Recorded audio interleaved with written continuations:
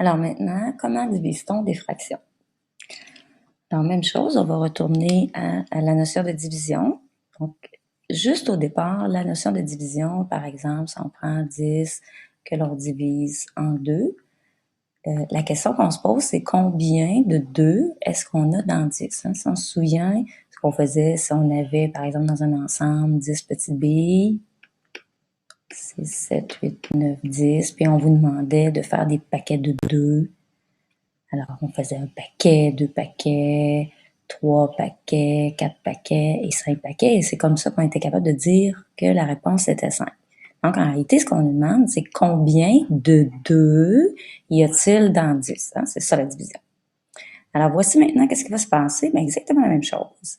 Alors, admettons qu'on fait une demi que l'on divise par un quart. La question qu'on se pose, c'est combien de un quart y a-t-il dans une demi? Donc, une bonne façon de faire, encore une fois, c'est de se donner un mode de représentation. Donc, en ma fameuse pizza, que je vais diviser en 2 parties. Et je vais montrer la moitié de cette pizza. Donc, voici une demi-pizza qui représente la demi qui est ici. Et la question, c'est combien de quarts de pizza? Bon, bien, je vais aller voir de quoi a l'air des quarts de pizza. Donc, je vais diviser ma pizza en quarts. Voici des quarts de pizza. Alors, c'est de ça que ça a l'air. Donc, la question, c'est combien de quarts de pizza est-ce que je retrouve dans cette fameuse demi-pizza?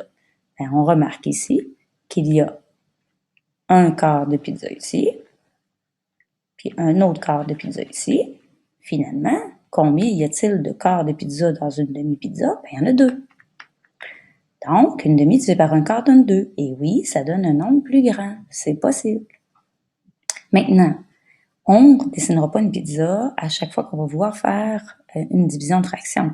On a donc trouvé un algorithme, donc une séquence d'actions qui me permet d'obtenir le résultat sans nécessairement passer par le raisonnement.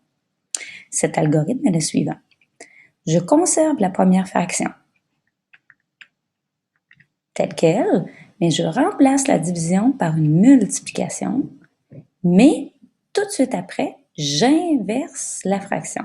Inverser la fraction, ça veut dire que le numérateur prend la place du dénominateur et le dénominateur prend la place du numérateur, ce que j'appelle tête en bas, pied en l'air, ce qui fait 4 unièmes. Et comme on vient d'apprendre à multiplier, il nous reste donc à multiplier simplement 1 fois 4, 4, 2 fois 1, 2, et 4 divisé par 2, ben ça donne bel et bien 2. Alors voici comment on divise des fractions.